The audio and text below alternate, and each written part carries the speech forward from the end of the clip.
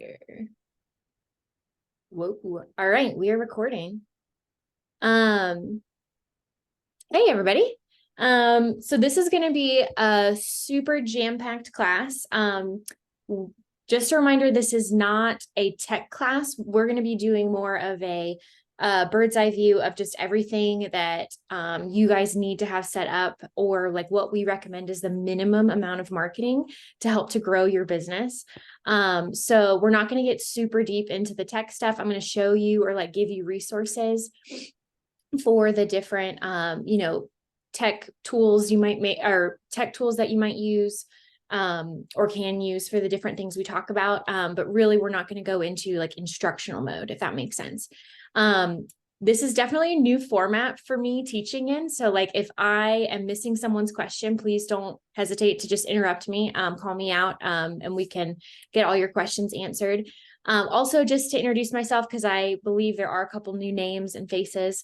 I'm Megan McCraney with Thrive Branding Co. and Lauren, my beautiful in-person assistant.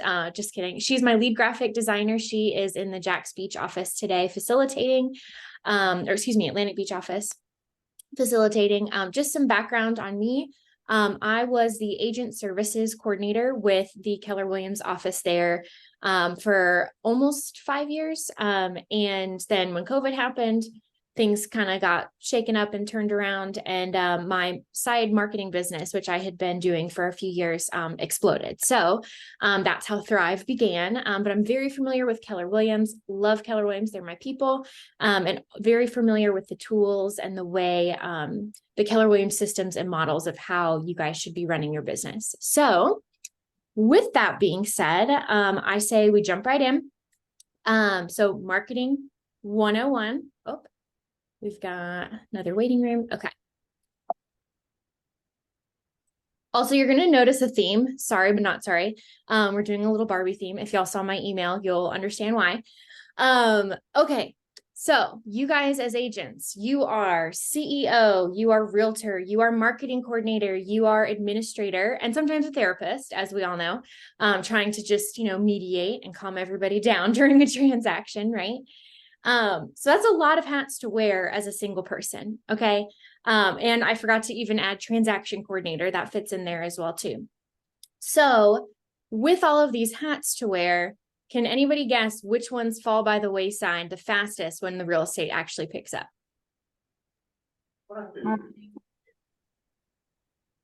Lauren, like shout what is it? Marketing coordinator. Marketing coordinator and administrator for sure. The paperwork piles up, all of this, chaos hits, and then you stop marketing your business, which is oftentimes, if you guys find like in your real estate business, why you have these ebbs and flows. So when things get busy, you stop marketing yourself. So then, what we do today to lead gen affects our business 90 days from now, right? So then when we get to those peaks and we're too busy to market ourselves, then 90 days from now, it starts to slow down and we freak out, right? And we're like, oh, I have all this time. Let's market my business. So then you market your business and then peak comes again. Same thing happens, right? So the more consistent you can be in your marketing, in your administrations, all of those things, the more consistent your business is going to be and more predictable, right? So today, how do we, combat that? We're going to talk about systems and a good foundation. When we get super busy with the real estate stuff, we're going to lean on the foundation we have in place and the systems that we previously set up in order to keep that consistency, right? So biggest foundation, the best thing that you can possibly do when starting your business to get those systems and foundation in place, online presence. Everyone's online, right? So these are the profiles that are absolutely crucial for you guys as real estate agents. One is a Google business page. And I have them in descending order of importance. And you're going to be like, well, why is ZillowandRealtor.com at the bottom if we're realtors? Google owns them all. Google is the ultimate search engine for, majority of people that use the internet, right? Also, Google business pages, which I'm going to pull up a screenshot on the next slide of what they look like. They also pull up any online reviews, so Google reviews, but then also Facebook reviews and Zillow reviews. So truly, Google rules them all. Google is also one of the more tricky ones to set up. We used to set them up for our clients a lot. And now with all of the securities in place, like it's really difficult for us to do that for someone. However, as long as you know where to start and you're following the steps, you should be okay. Where I say it gets tricky is you have to verify your address. So this isn't just a like, oh, I can do this in a day and be done type of thing. You have to verify the address. They send you a postcard and you plug in a code. So it is a little more time consuming. So get started on that ASAP if you haven't already done that. Okay. And I'll show you what the, well, I guess I can just skip ahead and then go back. So this is when you pull up a Google business page. This is what it looks like. So over here, you'll see I Googled Terry Bennett. So it has her name right here. It has her address. It pulls her up like a map listing. Okay. But then also very important, it has a link to her website. So if we want to learn more about Terry, we've got that very handy right there. 11 Google reviews. So right off the bat, I can click on that, start reading reviews, all of the contact information that I need in order to get in touch with her ASAP. And then you'll see here reviews from web. So she's got Facebook reviews and Zillow reviews right there. So like I said, crucial, make sure you have that set up first and foremost. Next one, Facebook business page. I get a lot of people being like, well, I don't want a business page. I just rather have a personal because I don't want to maintain two. I have a question. Oh, sorry. Yes.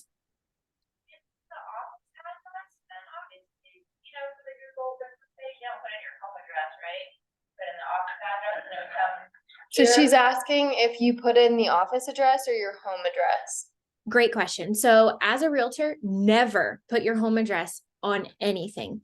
Always put the office address. You do not, that is a huge safety issue. It totally makes sense because it's like, well, technically I'm not working out of that office. So I get that, but never, ever put your home address. Always put the office address. If you are out of the Atlantic Beach office, you can put that one, or like if you're Ponte Vedra, put that one, but always put the office address. So what'll happen is you'll have multiple Google listings at that same address because all the realtors use that same one. So when you're plugging in the address, when you're making the Google business page, it might say, oh, are you Terry Bennett, realtor? And it's like, no, I am not Terry Bennett. Do not say that you're Keller Williams, because there's also Keller Williams Atlantic Partners has their own Google listing. Do not say that you are Keller Williams. You are a separate business claiming that address as your own as well. Does that make sense? Yeah. Yep. Okay. So Facebook business page, like I was saying, I have a lot of people that are like, I don't want a Facebook business page. I'd rather just have one, which is my profile where all my friends are to maintain. Totally makes sense. However, when it comes to SEO, totally different. So I'll go back to this Google search of Terry Bennett. First thing that's going to pop up right here, you see Terry Bennett Realtor. Now, if it was your personal profile, they wouldn't have access to your contact information right away because on your personal profile, you don't have your phone number listed. You don't have your email address listed. So this is a business listing. Very important. Also, Facebook business page allows you to run ads. So that's paid advertisements to, like, maybe you have a listing and you're targeting out of state buyers, or you want to target a certain neighborhood. So that's where an ad would come in. Facebook business pages allow you to do that. If you only have a profile, you cannot do that. Also, you can schedule posts and review analytics as well. Very important as far as if you want to really have targeted marketing and, change up your marketing as you see fit with the analytics. Also reviews. On a profile, they can't write a review or recommend you, but they can on a Facebook business page. So then that leads me to Instagram creator. So a creator profile is a cross between a personal profile and a business page for Instagram. So they created this category in order to suit the influencers out there who are not necessarily selling a product, but still want to have analytics as far as how to grow their account and whatnot. You guys, though you're selling homes, are not you don't sell inventory of a certain product that you own, right? So you are welcome to use this Instagram creator designation, and it still allows, excuse me, it still allows you to run ads and allows you to see analytics of your profile, and schedule. So Instagram creator is where it's at. Also, if you do a business instead of a creator, you will not have access to certain music choices. So when you're making a reel or you're doing a story, if you're a business, it's going to limit it because of copyright issues, because you're selling something is what they're thinking. So that's why also creator is the way to go for you guys. Any questions before I move on to Zillow and Realtor.com? Nope. Okay. So Zillow and Realtor.com, they're real estate specific profiles. So if you guys just decided not to even touch those, automatically it will create one for you once you have your first listing, because it has to have an agent associated with each listing that has been posted, right? However, I would not encourage y'all to wait to that point, because then you do not have as much control over profile photo, your bio, all of those personalizations. So go ahead and just get it set up now, so that way it's ready and perfect, good to go, branded before your first listing. Okay. Two huge things that I always notice with Zillow and Realtor.com when you're making your profiles. I've had so many people that have created their profile as a customer and not a real estate professional. So I went ahead and I took a screenshot of two things to take note of on both of those profiles. Okay, so this is Zillow. When you go to create your new account, make sure you check this box. This is actually really difficult to undo if you don't set it up this way, because if you create a customer account with the email you want for your business account, it gets real messy. So just make sure you check that box. Okay. Make sure too, Zillow, how they know it's your listing. This is hilarious to me because this seems so weird. They connect it based on email address. So whatever your email address is in MLS, make sure that is the same email address you're using on Zillow. You would think they would do MLS ID because that is much more specific and makes way more sense. However, Zillow doesn't do things logically necessarily. So make sure that it has that same email address. Okay. If you ever change your email address in MLS, make sure you also change it in Zillow. Okay. So then Realtor.com, it looks a little bit different, but same idea. When you go to sign up, click here where it says, are you a real estate agent? And then click create account here. Now for this profile, one of the major questions I get is, what is a NARDS ID? So it will ask you for your MLS ID, your NARDS ID, which you're probably going to have to look up because y'all rarely ever use it. They have a link to look it up. You just search by license number or your email. Usually license number is better. So just search by your license number and it'll give you that ID. It's your national ID, essentially, is what your NARDS ID is. Now, I would, if I read this, is just a side note, have a piece of paper or a note, whatever your style is, whether it's written or digital, have a note with your broker license number, your MLS ID, your NARDS ID, and if applicable, like if you have an LLC, have that EIN number ready to go. Have it all on a piece of paper, because profiles you set up or for contracts, you will refer to those numbers quite often. And I used to have all of them memorized for the office because it was, and I think it even asks for your office MLS ID. So if you need that, make sure you ask your front desk, agent services, or coach, and they can help you find that information. Any questions before I move on? All right, cool. Okay, so now we're on personal brand. So this is when you're first getting all of your marketing materials set up. This is a major question I get of, do I need a logo? Do I need a brand? What does that mean? So a personal brand, a brand is more than a logo, right? And more than colors. It is having consistent messaging and a consistent story that you're telling your customers. And that story should answer the question, what problem are you solving for your customers? And how do you solve it differently than everyone else in the industry, right?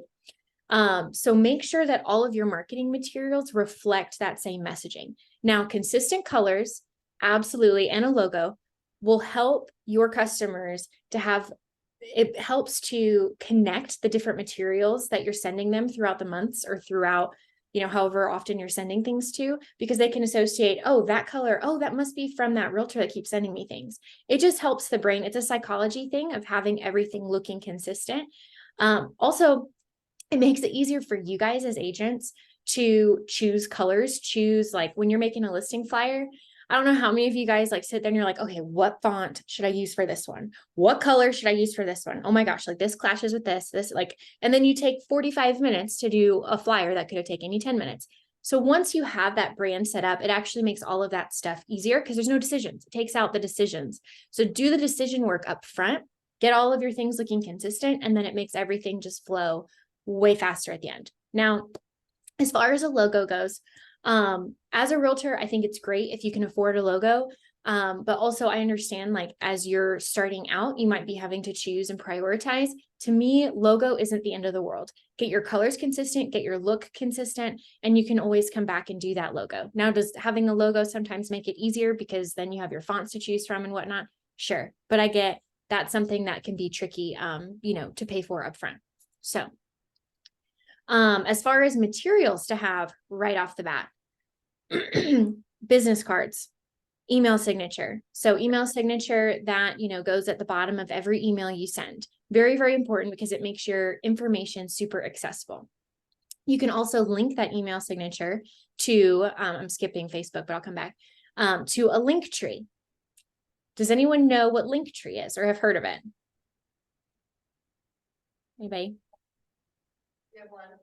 One. Thank you. Okay. So Linktree is basically a digital business card, but also with some really cool options. So I'm going to I took a screenshot.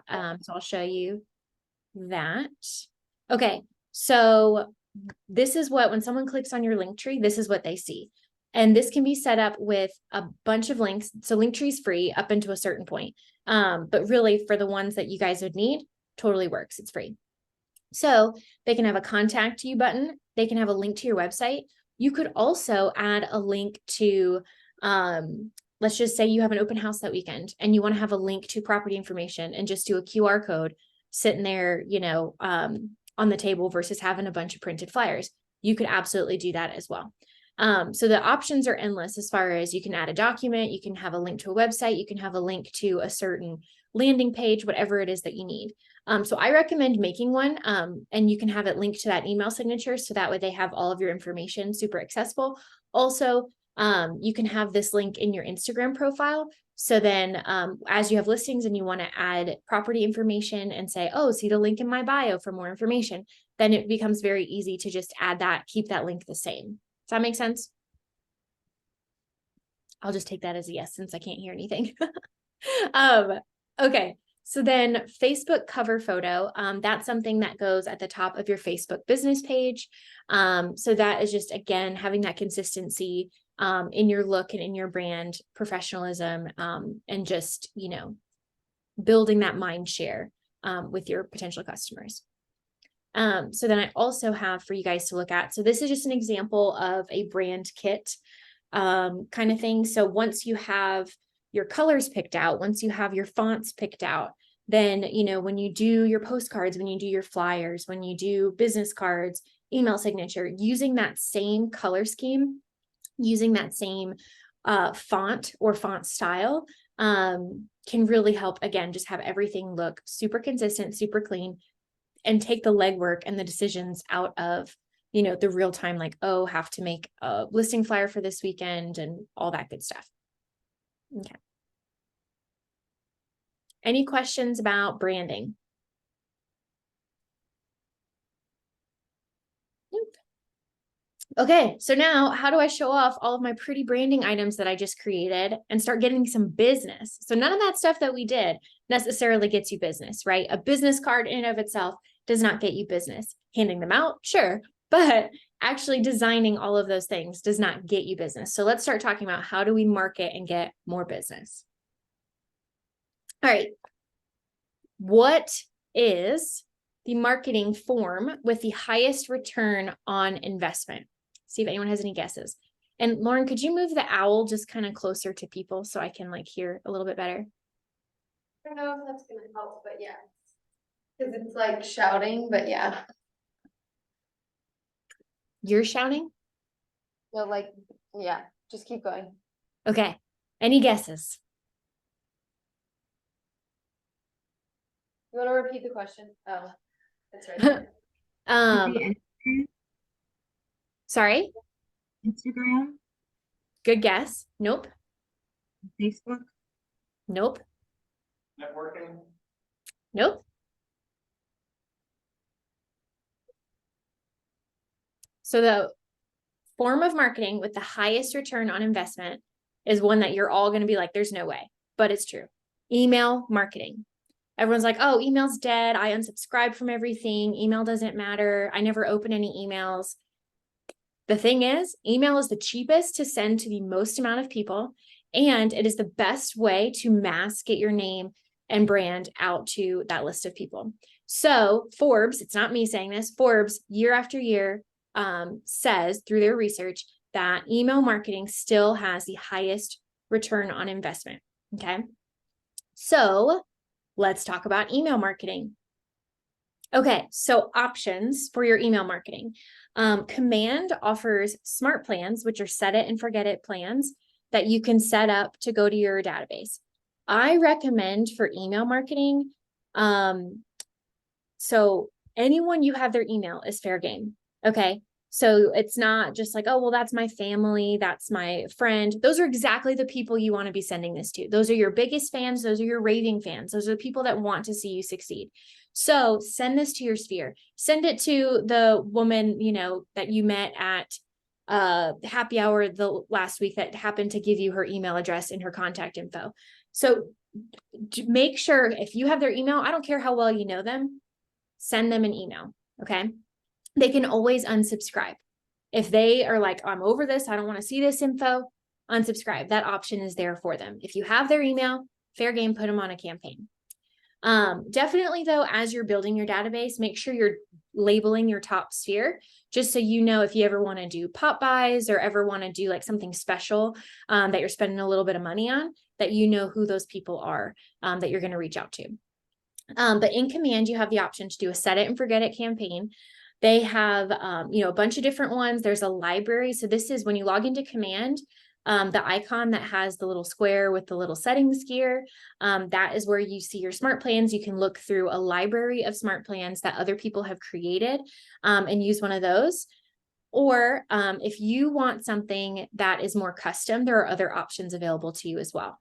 The one that is most commonly used in Command Smart Plans is the biweekly neighborhood nurture. So that's 2 emails per month, sending specific market stats to the client. So say you have one client lives in Marsh Landing, you have one that lives in Jacksonville Beach.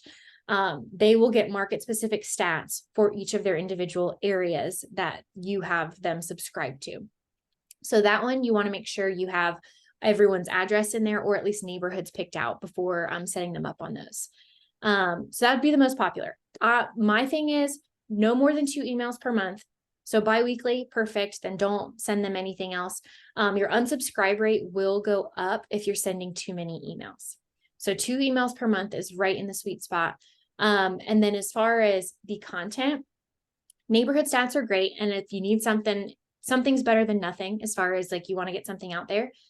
The more personalized and fun your email marketing is, the more they will actually engage with it and the more they will actually want to reach out to you. Okay. So one thing that I recommend, so MailChimp is, can be used for free. The cool thing is you can actually design in MailChimp something custom, export it and import it into Command and schedule out all of your emails for free. If you want to just use MailChimp and actually put your contacts in there and send stuff out, then you're going to have to pay for their program potentially if you have over 500 contacts. But again, the best CRM is the one that you use, right? So whichever one that you guys vibe with, use that one. MailChimp, you can design something custom. What I recommend for email marketing, what I have seen the most success from, having something personal that shows that you actually took the time to write this. So say, your audience is a lot of people from your tennis club or your golf gang or whatever. Having something about, oh, look at this new tennis court that just, opened in Jacksonville. Oh, these 5 golf courses in Jacksonville are the best golf courses and why. Having something personal that's like, oh, this is something that I'm passionate about.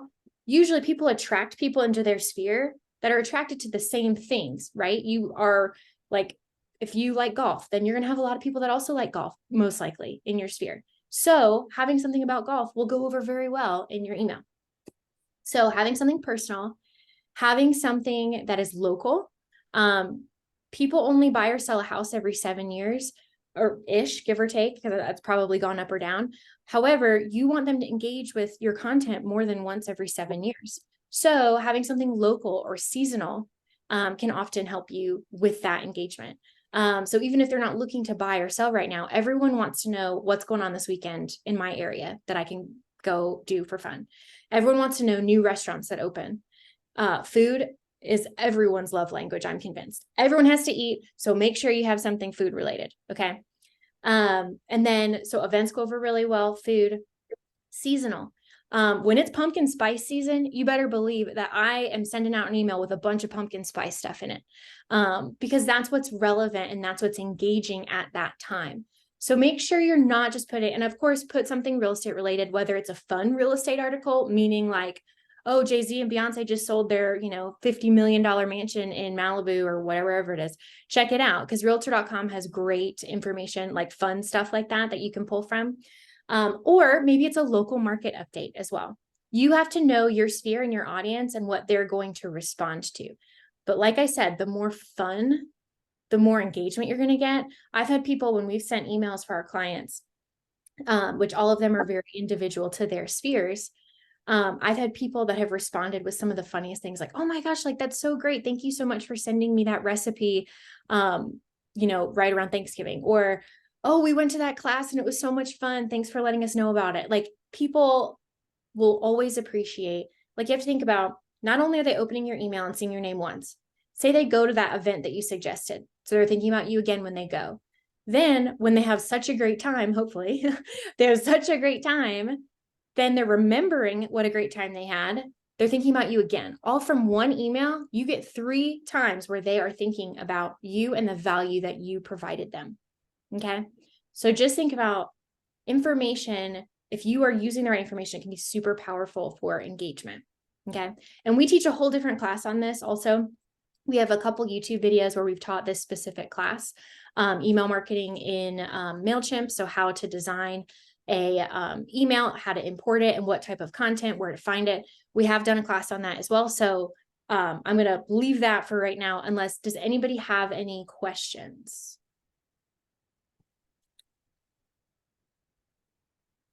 No? Okay, y'all are a quiet bunch, or I'm just deaf today. So, okay. Is snail mail dead? Okay. Snail mail is not dead, obviously. I will say that I saw a huge increase in engagement in mail post-COVID. Now, I'm assuming that that has something to do with the fact that, people are just looking for connection. They were stuck at home. Now a lot of people work from home, so they're checking their mail more. I have seen a lot more engagement post-COVID to postcards sent in the mail, or flyers, whatever. So some resources for snail mail, or what I would recommend is once a month, if you can afford to send a mailer to your sphere, that will be very effective. Now, when you do that, don't send it to everyone in your sphere. Pick a manageable amount. Pick people that probably are not email people. We know who these people are. We know the people who appreciate the written word, the people who are like, oh, I love checking the mail, right? So go through your list, pick maybe, 50 to 100 people. On average, you're spending about 89 cents per postcard to get this thing mailed. So if you pick 100 people, that's $89 a month that you would be maintaining. And I would say do this for at least 6 months. And if you don't get at least like a picture or something from somebody saying, oh my gosh, I got your really cute postcard, thanks so much for sending, so proud of you, or something like that, then maybe take them off the list or adjust your list accordingly. But one mailer per month is what I would recommend. I do have a lot of people that ask me about farming with a postcard. So sending out monthly mailers to a farm. It's like, well, I'm new here. I don't really have a sphere, trying to build my sphere. The thing about farming is that you really have to do it for over a year before you see results. So you really have to make sure you're budgeting accordingly. And there's some other tools, like when you're sending over 500 postcards at a time, there are some tools that you can use, which I cover that on. I have all my resources listed out on my last slide, so we'll retouch on that. But if you're looking to send it to a whole neighborhood, it's very possible you're going to have to use a different system like Everydoor Direct Mail or CoreFact rather than Command in order to save some money. But make sure you pick a manageable amount to maintain, knowing that for farming, you're going to have to at least do a year consistently, once a month, a lot of times more than that. Also, I would say follow up. If you're doing your own neighborhood, that's a great place because they've already hopefully seen your face a few times. But follow up, like if you have neighborhood events, like make sure you're being seen other than just that postcard for it to be effective faster. So yes, so then resources for snail mail, we'll talk about more extensively at the end. However, this is a screenshot of your command system. You have a phenomenal system in Command that allows you to send mailers. You can send it to a specific list. So that's your sphere. You just tag them monthly mailer or tag them whatever it is that you want to tag them. And then you can send them, you just select that list and you can either use a command design or you can upload your own. I'm a designer, so I prefer to upload my own using Canva, but they make it super simple and easy.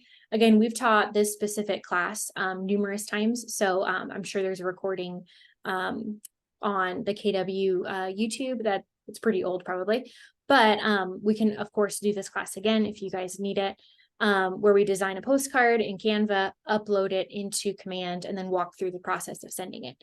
So you can pick a list, or you can use this targeting tool, which is so cool. You just click on this polygon icon and you can draw your own radius like you would in MLS. You also can filter. So like year last sold, let's just say you're like, well, I don't really care to I'm not going to waste my 89 cents on people that just moved in, right?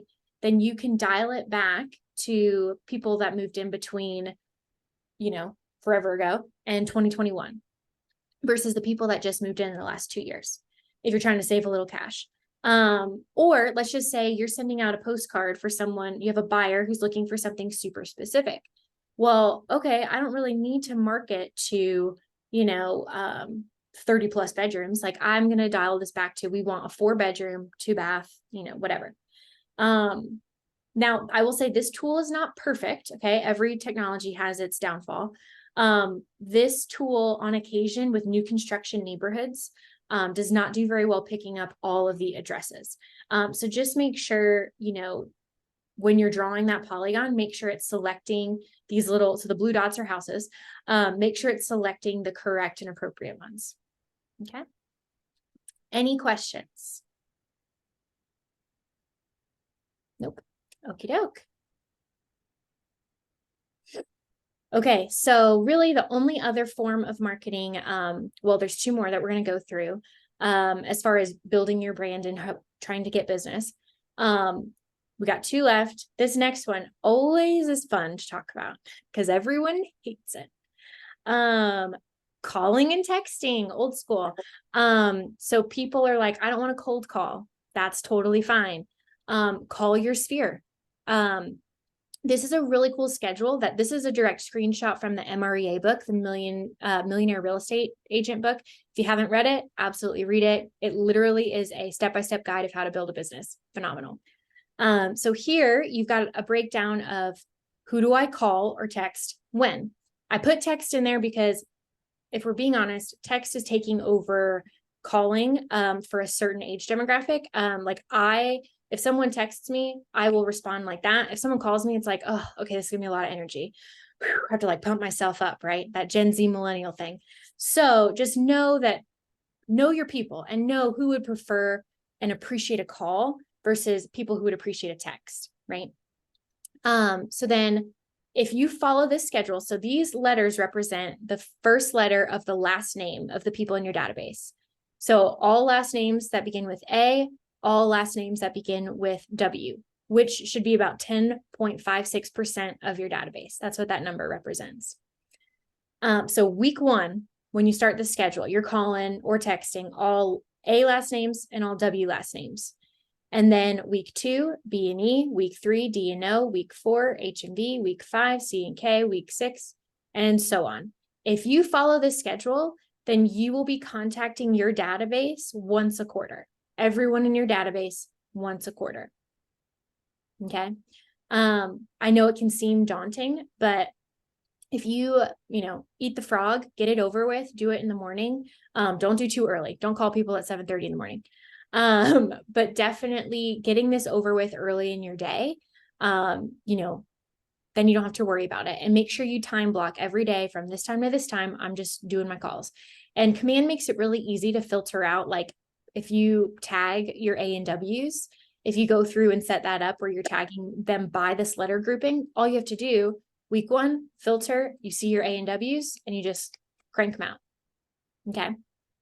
Any questions about the call schedule or texting? No. Okay. So let's just kind of recap a little bit. We've talked about ideally when you're marketing, you're sending 1 email per month, at least 2 tops, 1 email per month, thoughtful email with good content, 1 postcard per month, 1 call or text per quarter. Okay. So that's 12, so we're at 24, and then 4, that's 28 touches per year if you follow that schedule. Now, if you add in another email, that's your 36 touch, right? Someone check my math because I feel like it's too early for math for me. But that then brings you to 36 touches. Okay. So if you're following that schedule, then that is the recommended amount of touches per year, at least. We're not going to talk about pop buys today. That's a once a quarter thing, but I'll touch on it very briefly at the end when I give you a little freebie gift for attending today. But yes, so if you follow that schedule, you'll be reaching your database 36 times, which is the recommended amount. Now we're going to jump into social media touches, which is a whole different thing. Okay. Before we get into social media though, any questions about any of the content so far? Nope. Cool. Okay, so social media. Woohoo! Show of hands, how many of you guys love being on social media? Everyone?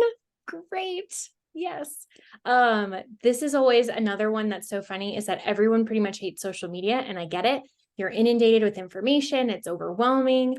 It's also just, it can get very dramatic, political, whatever. So there's this kind of heavy connotation to it right now, I feel like, in the world.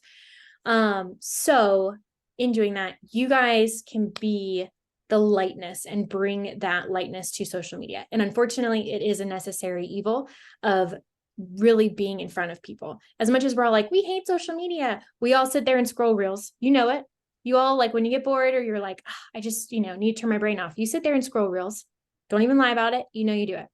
So the 2 main ones we're going to focus on, Instagram and Facebook. I get a lot of questions about, do I need to be on TikTok? If you have a sphere on TikTok, sure. But we're talking about realistic and effective and consistent. If you think you can be effective and consistent on 5 types of social media, cool, go for it. However, what I've seen with my real estate people is that 2 is enough. And these are the big 2. These are the ones that the most people are on. So we're focusing on these 2. Okay. To me, Twitter is just the news essentially. So if you want to be on Twitter, cool. But really Instagram and Facebook are the 2 big ones to be on.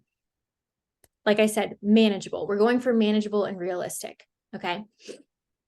Recommended amount of posts 3 times per week. Now I put framed photos because posts are what show up in your feed. Not everything is a post. When you go on vacation, you take a million pictures, right? There's only some that you come back and you're like, oh, that's a really good one. I'm going to put that one in a frame, or I'm going to, hang that one here, or whatever. Think about your posts are your framed photos. The rest of the photos that you are taking and the rest of the content can be used for stories, which disappear in 24 hours, or reels. Stories, post as often as possible, post as much as you want to and can. Stories are at the top in the little circles. Those are what people usually watch and just tap through. So those are like the day in the life, all of the pictures that they're not like good enough to frame, but you want to still show people. So that's something that you can put in your stories. And then reels. So reels are essentially Instagram's version and Facebook's version of TikTok, right? So reels, again, use as often and do as often as possible. But the trick here is use trends. Okay. I don't care if you like Taylor Swift or not. If her song is trending, use her song when you're doing a walkthrough of a house. Okay, Barbie, like my email that I sent out, hopefully that some of y'all got. The Barbie Dream House song, there is a song for it, and I guarantee you it will be going viral on Reels. Okay, so next time you do a walkthrough, use the Barbie Dream House song, or talk about, do like a Dream House series, So Reels, make sure you're using trending things. You don't have to dance in front of the camera like on TikTok. It doesn't have to be anything like that. Any video clips that you can put together, or any, you can do a bunch of photos that just kind of like loop through, options are endless with those. As far as the types of content to post. So obviously we've got our listings, we've got our open houses, but as new agents, it's like, what if I don't have any listings? What if I don't have any buyers where I can do like a little video of a showing? One, go preview houses, go to open houses, support other agents, and then, post those previews of houses. You could also do market stats, help to build that credibility, frequently asked questions. I have someone admit.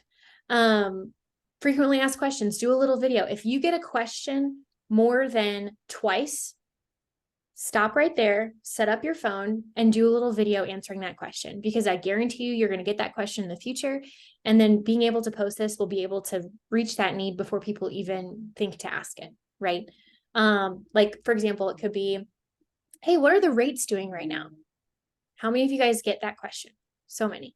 So it's like, hey, let's talk about interest rates. What are mortgage lenders saying about interest rates, and how does that affect your buying power? Is now the right time to buy? There's plenty of educational videos that you guys can be doing, even if you have no buyers, no listings. Okay. Now, here's the other thing. And this is always so funny. I get that you want to keep business separate, like as far as content, and personal separate. I am not saying post anything controversial or super personal.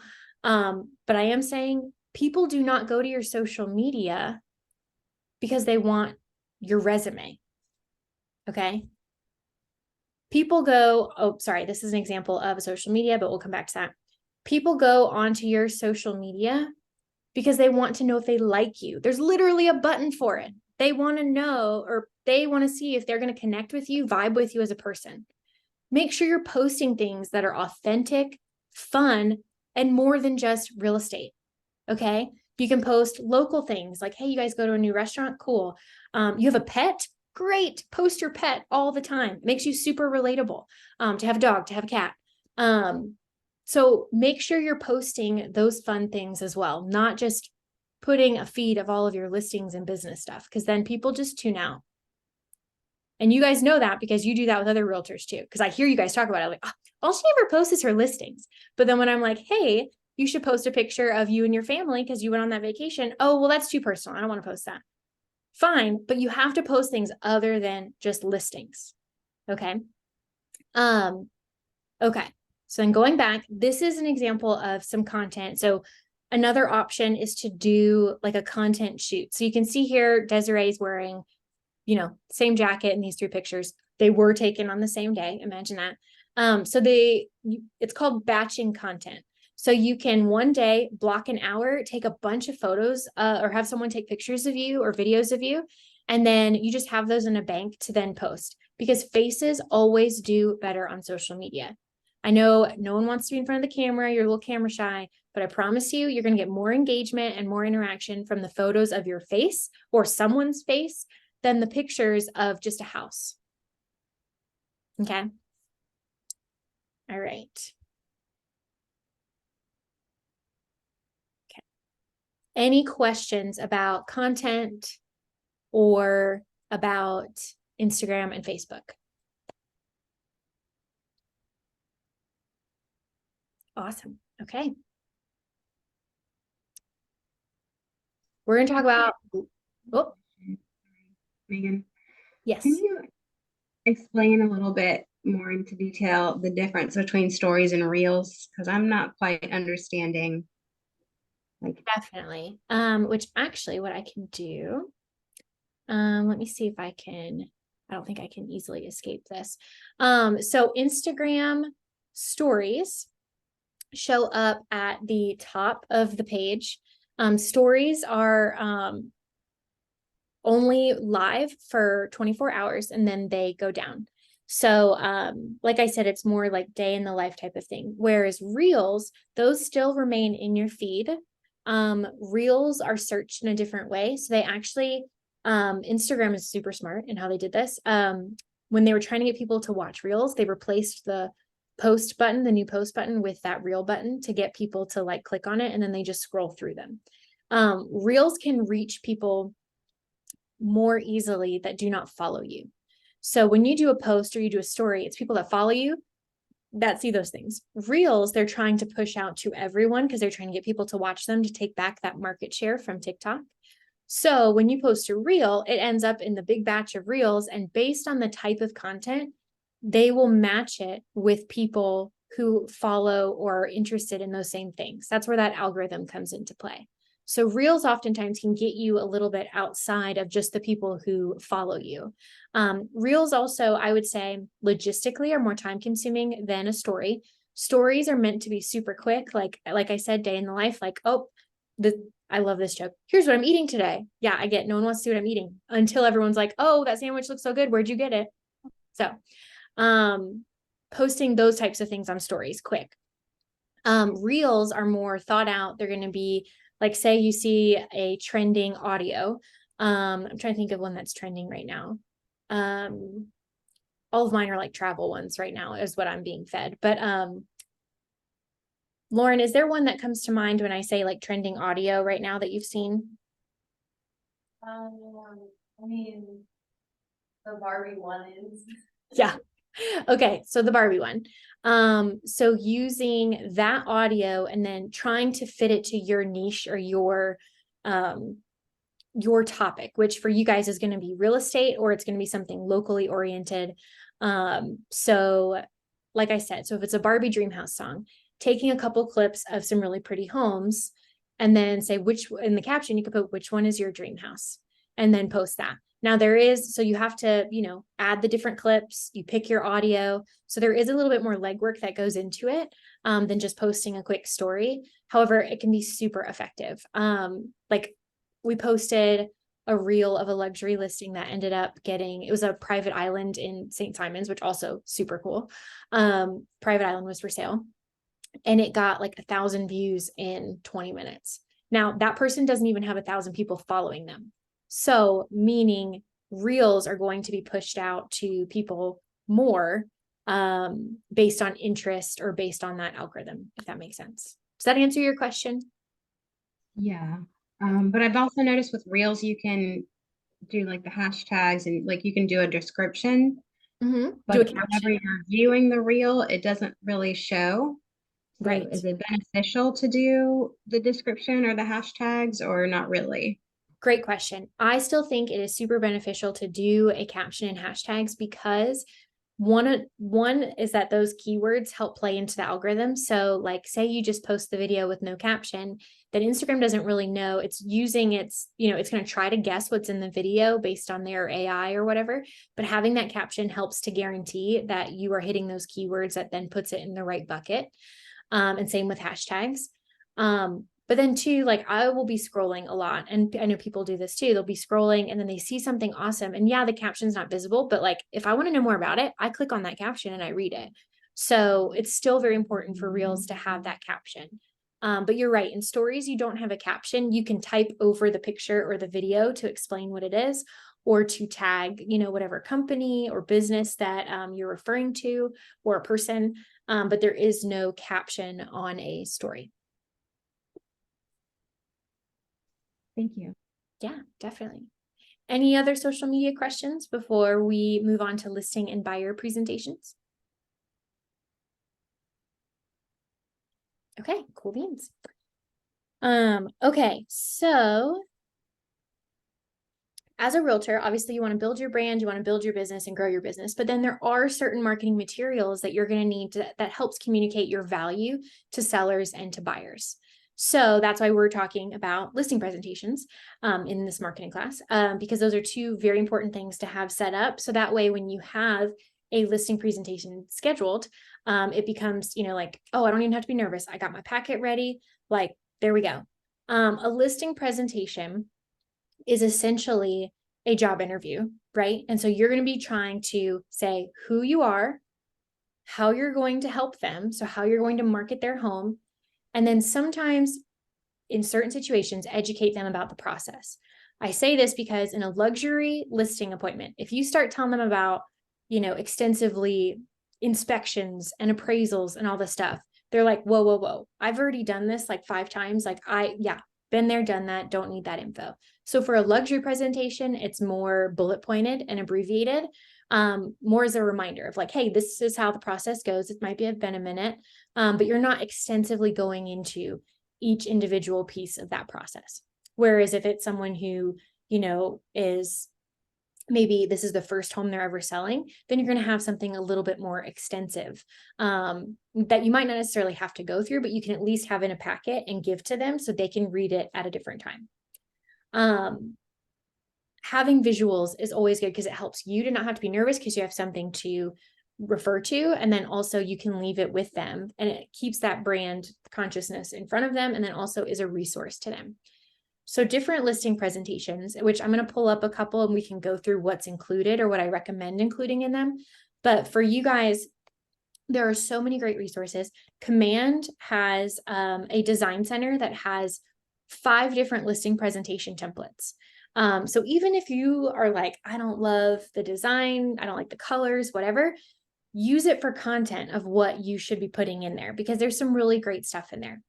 Another option, Etsy, they sell Canva templates. If you are proficient with Canva and have Canva Premium, we love Canva. I use it every day, all day. So Etsy, if that is a good fit for you, then that's an option. Or you can have something custom designed for you. You can start from scratch in Canva, or you can always call us and we can do that for you.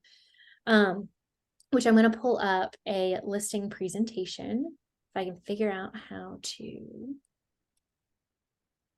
Okay, I'm still here, right? Yep, okay. Okay, so a couple examples. So listing presentation doesn't have to be a huge packet, right? It could be something that is a trifold brochure that just has some really good bullet pointed information, helps that get their thought process going, and then they can ask questions if needed. So this is one that was for one of our clients. So they had what to bring to the next meeting. So this was more like not pre-listing, but like very early in the process. Here's everything that we're going to need from you. They have showings, what to know about showings and how to prep the home inspections, what's included, possible outcomes of the home inspection. So this one's definitely more educational. This is for someone who has only listed 1 or 2 houses. Okay. Appraisal process. They have a little bit of a timeline information right here, what to expect when closing, listing presentations and buyer presentations, as we'll get into those. This is a perfect time to set boundaries and expectations to your customers. Do not feel like if you are setting expectations and boundaries that you are hurting yourself or you're keeping you from getting business. If anything, people gravitate towards structure and confidence. If you are like, hey, here's what to expect, here's what to know, best way to contact me is, they're going to respect that. They're going to see your confidence and they're going to follow in place. Now, and then down the line, if they are not respecting those expectations, or they're like, oh, well, hey, you never told me this, becomes super easy. Be like, well, actually, it's in the packet that I gave you that we went over. I totally understand that you might have been inundated with information, but like, just so you know, like it is in there if you want to refer back to it. Okay. So again, It's all about setting expectations. This helps you so much to have a written listing presentation to bring, whether it's a brochure like this, very abbreviated, or it's a packet, which I'll show you a packet. So this one is more luxury oriented. This was for a luxury listing presentation. Oh, that's the last page. There we go. From listed to sold. So we've got a little bit about the agent, so they can read your bio, see your background. Team, if you have an admin, if you have a transaction coordinator, if you hire a marketing person to help you with flyers, that counts as your team. It makes you look powerful. It makes you look like there's more than just one of you to help them and cater to them. So if you have anyone else on your team, absolutely add them to this. And then this is actually the KW luxury numbers. So even if you're not luxury, but you go to a luxury listing presentation that would qualify as a luxury property, you can use these numbers to help to bolster your luxury numbers. Okay. And these are offered, the office has access to these numbers, or you can reach out to us, or KW Luxury on their website. They have these very accessible. So this is her timeline page. Notice how abbreviated it is versus the last one I showed you. It is boom, boom, boom, boom, boom, little blurb, done. Okay. Where do buyers find their homes? This graph, even on a luxury presentation or in a regular one, is super important. Or just it's a good topic of conversation to have, because when you can tell people where buyers statistically find their homes, then it helps to justify your marketing decisions. If they're like, well, why aren't we in the newspaper? Why aren't we putting an ad in the newspaper? Well, let's look at how many people find their home that way. Print advertising, less than 1%. I believe it was Gary Keller that said that 80% of marketing dollars goes towards your seller's ego or your customer's ego or yours. So just think about that. Like sometimes you got to do it. I totally understand. They're like, hey, I want a just listed postcard sent to my neighborhood. Great. Make sure you look really good on it, because it's more likely going to get you business than sell their house, if we're just being honest. Okay. Okay. Marketing. So it gives a very bullet pointed, again, how we're going to market your home. This is very important because other agents and other companies that they are interviewing are going to probably have very similar things, but try to make every single thing that you do for a listing seem like a huge deal, right? So for example, we've got create luxury brochures. Like, again, does that sell their property? No, but it's something that you do for them. Professional photography, that's expected. Still put it in there. The 3D virtual tour, or it could be a video, whatever. Also, this might not be things you've ever done before for a listing, but these are all things that are accessible to you to do for a listing. So don't feel like you're falsely advertising just because you haven't ever done a 3D virtual tour. We can get you somebody who can do you a 3D virtual tour when you get this listing. Okay. Art to success. So this just talks about the marketing again. This talks about global connection. So with the Keller Williams Luxury, there is a global network of agents.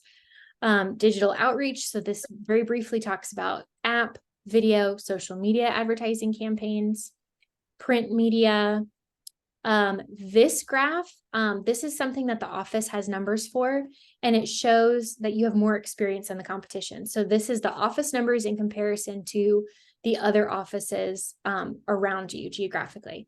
So this is something that I believe they get every month. Now the numbers, of course, are delayed. So like for July 27th, we're looking at numbers in June because the July numbers haven't come out yet.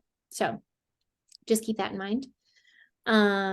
So then this is all about finding buyers. Why choose Kaylee Green? So a word from her fans. If you have reviews, definitely put them in a listing presentation. Looks very powerful. And then you've got your close. So that, like I said, more luxury oriented. So then this one is going to be like first time listing my home. This is like the mega packet. Okay. So we've got about you, all of your information, value proposition, recent sales. If you've got them, you can put that in the luxury one as well too. If you've got some luxury sales in there, I would be careful, because if you just have a bunch of non-luxury, maybe don't put the recent sales page in there. Raving fans, put your testimonials. Keller Williams. There is a huge power to being with Keller Williams because you have the largest global network. You have superior online exposure, and the culture of Keller Williams is very attractive to potential customers. So make sure you mention all those things.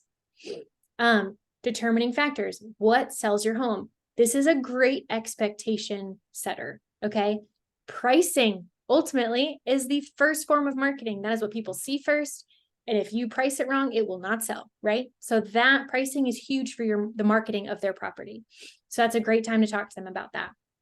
Then you've got some more marketing information, listing strategy. I love this graph because it basically says if we overprice it at the beginning, we're kind of toast. Not toast, it's not impossible, but you will then be behind the market. So you're constantly having to do reductions. And probably if you just price it right in the beginning, you're better off. That is a really awesome conversation to have. Preparing to list. What all do they have to do?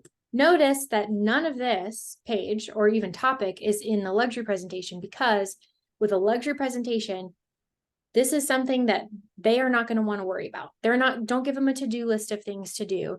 Whereas someone where it's not a luxury property, they want to get every dime possible for their property. So they're willing to paint the exterior of their home. They're willing to stage it. They're willing to do these types of little things to make sure they get every single dollar they can. Where do buyers find their homes? Marketing plan, much more extensive, as you can see, with little paragraphs under each thing. Maximum exposure. So this is something, again, this is standard. Any agent that they interview can now pretty much say this. However, this is something you still should let them know that with Keller Williams and with that tie to the office, their listing will be on over, I believe now it's over 700 different platforms or something like that. Yeah, 700 plus sites within, 24 to 48 hours of them listing their property. There's some that are a little slow, but. Okay, so then showing information, how to prepare for them, offer guide, much more extensive, as you can see, to the process. Negotiations, a huge value you guys offer your clients is help with negotiations. So make sure that that is something that you put in your listing presentation. Home inspections, frequently asked questions, home appraisal process, a whole page devoted to home appraisal. I know a lot of it's picture, but it's pretty, so. Closing the sale, moving checklist, trusted vendors. So putting any vendor information in there. Connie would make sure to say, put 3 of each type of contractor that you add in here. So 3 painters, 3 house cleaners, just to make sure you guys are protected in case something goes wrong. Comparative homes. This is something that you, if you want to switch out your listing presentation per presentation, you can have it just integrated right in here versus having it separately in a CMA printed from MLS. You can just have it all integrated. And then the last page. Okay, so then it's like a little book. Okay, so then moving along to buyers. Okay. So same thing with buyers. We've got Command as a resource. They've got great templates for you. Etsy has templates, and then or there's that custom option. And just to show you the difference. So a buyer presentation is going to be more expectation setting and learning what the buyer wants, if that makes sense. So where with listings, you're trying to get that listing. The buyer, I would say there are cases where buyers are interviewing multiple agents. But a lot of the time, I think what I've noticed is that buyers are like, okay, once I talk to you once, get a good feel, good vibe. It's like, okay, let's get started. And then this is where this buyer guide would come in. So here we've got, this is an agent in our St. Simon's office. So it's got, again, some information about who they are, their numbers. If you've got good numbers, make sure to show them. Areas they serve, so they know their options, when buying, or like they have a specialization with KW military, so they make sure to show them that. Home loan information, what to have on hand. Is it your job to help them navigate the loan process? No. However, are you adding value by having them prepared for what to expect? Absolutely. telling them that, hey, go ahead and start gathering this information, because this takes a hot minute. Finding your W-2s, which now thankfully, like if you use TurboTax and all that stuff, like it's all stored usually in the same place, but like finding all this info, like whew, that is a lot of stuff to do. So giving them this information early on in the process can help them to know what to expect, get their stuff together, be organized, and be ahead of the game. And then approval process, things to not do, like make large purchases, those types of things. Search tools, breaking down the different ways of searching. So agent network, MLS, off-market properties, customer search, so yard signs, open houses, personalized tools. So setting them up on a personalized search, searching safety, or searching safely. This is something, especially with all of the stuff now online, I feel like that's a cool thing to talk about. Just making sure, well, and then this is also specific a little bit to COVID restrictions. I don't know if she uses this page as much anymore. But even just online searching and how to be safe with that, because there's a lot of scams out there. I want to say they had ones where it was like, it looked like the property was for sale, but it actually was like pictures someone just took. It was like from Zillow or something as a rental. And so now you'll see like little watermarks of like, this property is not for rent, stuff like that. Seller owned versus new construction, steps to buying a home, how much you can expect to spend. Again, expectations. Commonly used terms.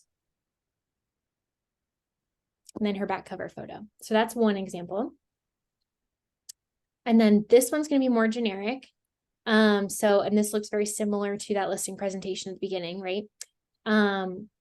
10 steps to buying your home, finding the right agent, all of the information, getting you in the door, like why use an agent, preparing your finances, getting pre-approved, get qualified. I would just make sure if you do something like this that you keep these numbers up to date, because they change obviously, or have a little asterisk that just says subject to change. Income qualifications, needed documents, types of mortgage loans, home shopping, making an offer, process of submitting an offer, order an inspection, negotiate final offer, appraisal ordered, scheduling your move, which I love this page because I am like a checklist person. I'm a Google Calendar checklist, like planner. So love that page. Makes me very happy. Closing day, what to expect, what to bring. And then, competitive advantage, raving fans always have reviews, and of course that back cover. Now, the ones that we have that are like a book, like we have a front cover and a back cover, that's because we intend to, like you can get it printed at UPS and they bind it like spiral, or if you have a luxury presentation, the office actually offers, which you could do this for any presentation if you want to just look really professional.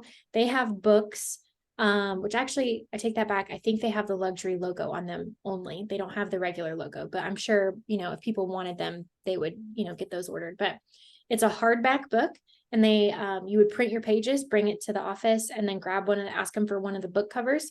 And there is a binding machine back by the printer, and you just bind it and then let it cool.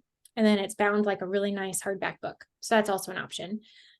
If you're not changing them per listing appointment, you could also ship them off to get printed and bound, which looks super nice and professional, which you can reach out to me and I can give you some recommended printers that we've used that are really great. But yeah, lots of cool printing options for the booklets. Okay, so I believe that's everything with presentations. Any questions about listing presentations or buying presentations?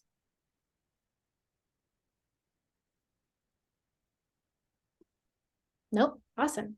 Okay. So now resources. Resources for social media. Canva is great. Command also has a design center with designs. Sorry, I got something in the chat. Okay. So Canva is great for designs. Command is great for designs. And then when it comes to scheduling, if you want to manually do posts, or like, so for Reels, like if you want to manually do a reel to see what's trending and kind of go from there. Use your Google Calendar to block time. I am a huge time blocker, and I used to laugh. Like, I had a paper calendar. I loved my paper calendar, but then once I went Google Calendar, I will never go back. I cannot live without my Google Calendar. Makes me want to hyperventilate just thinking about it. Okay. So having something where you can just block time, like maybe 5 minutes a day, where you're going on social media, interacting with posts, posting, that kind of thing. Facebook scheduler. Command has a scheduler as well. But like I said before, whatever CRM you use is the best one. Same with scheduler. Whatever scheduler you use is the best one. Facebook has Meta Business Calendar scheduler, and you can post to Instagram and Facebook and schedule posts out that way. I would not recommend using anything other than Facebook or Command. Facebook owns Meta Business Scheduler, so therefore they benefit from you using it. Therefore, it will not impact your posts to use the scheduler, as in like impact them negatively. Hootsuite and those types of programs, they don't love when you use those. It makes you look like a robot, and they don't like it. But if you use their scheduler, then it's totally acceptable. It's all about the money. But anyway, those are resources for social media for you. Content-wise for social media, if you're ever in doubt, find a couple good realtors like Desiree or, other agents in the office, follow them, the people who are super active, and just kind of mirror like, okay, this is the type of post she did. I'm going to do something, similar, or like get ideas from other people, don't copy exactly what they did because that might make them mad. But, using that for inspiration is always a great idea. Or Pinterest. Pinterest is great too. Resources for mailers. So like we were talking about, if you're sending over a certain amount of cards, there are better resources for you. For designing, you've got Canva and Command, great options. CoreFact, if you're sending over 500 cards and you have a specific list you want to send to, CoreFact is a great option, just corefact.com. Everydoor direct mail is for mass mailings, but you don't have a ton of control on the area. It's more, you're picking mail routes. If the mail route lines up with what you want, perfect. You will not find a cheaper postcard. It just depends on if that route fits what you want. So if you're picking a farm, go on Everydoor direct mail, start searching some routes and see if they line up. We use a printer. So rather than, if you use Everydoor direct mail, there's certain ways of doing it. I suggest using amplified mail because you can upload your design, they print it, and then you choose your Everydoor direct mail route. There are, you can have them printed and you take them to the post office and do it, but that to me is too much work. So I use amplifiedmail.com if I'm ever doing Everydoor direct mail because they sync together, the printer and Everydoor direct mail. And like I said before, Command, if you're sending under 500, it's the best one to use as far as cost. So make sure you're utilizing that Command tool. It really is super user-friendly. And we've done a million videos on it. I'm sure Scott Leroy's done a bunch of videos too. So really good resource. Resources for email, Command Smart Plans, MailChimp. If you want to do a custom design, you can do so in MailChimp. You can send through MailChimp if you want, but you might have to pay for it. Or there's also, we use, so for our emails, we use Flowdesk. This is more for the advanced technological user who really likes design and wants some more options. Flowdesk has some really cool options, but you do have to have a little bit more technological ability in order to use it. And it's like $38 a month. But like I said, you have everything you need in Command. But if you want to do something more custom, you have MailChimp or Flowdesk as options. Resources for content, Facebook local events, searching local events in Jacksonville Beach. Facebook I use rather than just like the community calendar, because a lot of times they have a bunch of small businesses that are, because Facebook advertising is free to just create an event on your business page. So they're not having to pay to advertise on jacksonville.com or different websites like that. So Facebook is a great place to look for local events. Pinterest, Keeping Current Matters has really great, more data-driven blogs. Same with, what's it called? Market Distillery. They have some really great numbers and information as well. Realtor.com. They have really fun real estate articles, or more like homeowner resource type articles. And then the city website. So Jacksonville has some really great resources. 904 Happy Hour, News for Jacks, U Nation. I don't know, there's an Instagram that's stuff to do in Jacksonville, and that's U Nation, their website. So really great resources for those. So then how Thrive can help. Social media. If you guys want some content, we have like template packages you can purchase. We call them Thrive Creative, but there's templates for every day. They have a date associated with them with a caption already written out. We also offer full leverage or management of accounts. We can also do a la carte posts, like you just are like, hey, I want like an introductory post to my sphere or something like that. Then we can do, those one-offs. Mailers, we do postcard creation and mailing. Branding packages of any kind, like with logos. If we're just doing like certain bits of it, we can help with all that stuff. Business cards, email signature, and so on. Also email, we can do an individual template for you, or we can manage everything. So that's this little bit of everything plan as well. And then listing services, we do email blasts, postcards, flyers, social media posts, listing or buyer presentations, a Google review template to capture reviews. We pretty much, if you need it for your business, we can pretty much do it. So just always ask us if you don't see it listed. Also, if you guys scan this QR code, we are giving you guys a huge packet of information. It's our marketing plan class that we teach. It's the slide deck, so it takes you through part of the class, but then also the workbook that goes with it. So the workbook has basically, you can write down what it is that you want to focus on each month, your goals, what marketing content you want to have each month. And then the slide deck actually takes you through ideas for each and every month for every call, text, email, postcard, and even pop by ideas quarterly as well. So we didn't talk about pop buys, but pop buys are just like a little gift that once a quarter you give your database. The cheesier, the better. So, like for spring, those little seed paper houses are always great. It's like, thanks for helping my business grow, little catchy sayings like that. So we've got ideas for that in that packet as well. But yeah, so then just wrapping up, if there's anything that we can do, and I'll take questions here in a second. But if there's anything that we can do for you guys, please let us know. We love to help. Even if it's just with some ideas, getting the creative juices going. You can reach me, my email and phone number up there, or Lauren. She is based out of the Atlantic Beach office. She's got a space there right by Nancy's office, and her information is there also. But yeah, questions. We have questions. Well, you've got this recorded. Can you hear me? Yes, I do have it recorded. Oh, sorry, I lost you.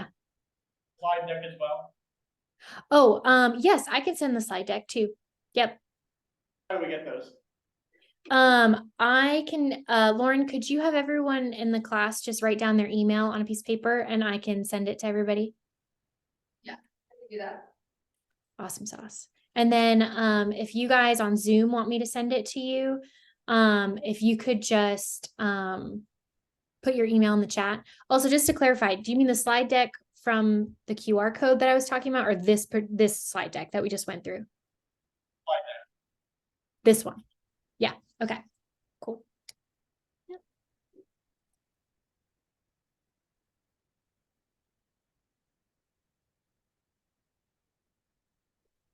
I'm just writing that down so I don't forget. Okay. Any other questions, thoughts, feedback, ahas? Nothing. Oh, I got some stuff in the chat. Okay. Email address? Yeah. Does anyone else want the recording or slide deck and stuff? Okay. Yeah, Jessica, if you just want to put your info, I will make sure to send you that. Oh, and you put it in there. Great. Okay. Awesome. And then Christine, I'm going to email you regarding your question about the, so yeah, the buying presentations and listing presentations are separate. Those are not included in brand packaging. Yes, and Wanda, I will send that to you as well. I'm just going to write down these email addresses so we don't lose them.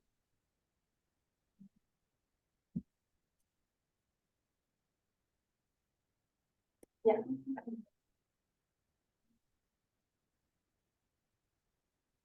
All right. All right. Yeah, if anyone else has any questions, you can always shoot us an email or a text, or I'm always here, so you can come hang out with me in my office since I'm one of them now. Yeah, and if y'all could make sure the fish is still alive, that would be great. Still alive. He's still alive. Yes, yes. Kelly Okay, can corroborate my story. He's still alive, the same one. Okay, good. Because, you know, it would be really easy for you to get a body double since I'm not there. So, She did that to me. No. Yes, because he died. yeah, the first two died and I had to replace them before Lauren found out. So, but then she found out still. So, okay, so I think I have everyone's email written down from the chat. Before you guys leave, Lauren, could you go to the back of the room and take a selfie of all of us? Everyone smile. And she's gonna take a selfie.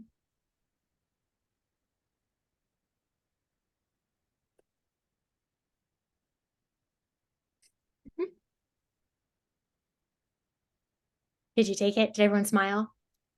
Oh, we can't get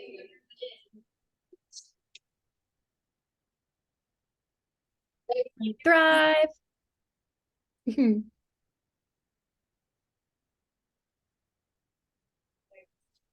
Awesome. Thank you, Lauren. Thank you guys so much for, that was a lot of information we covered. Y'all were awesome. If anything comes up, reach out to us. I'll be in touch sending all this info to you. But yeah, I hope you guys have a wonderful day. Thank you. Thank you.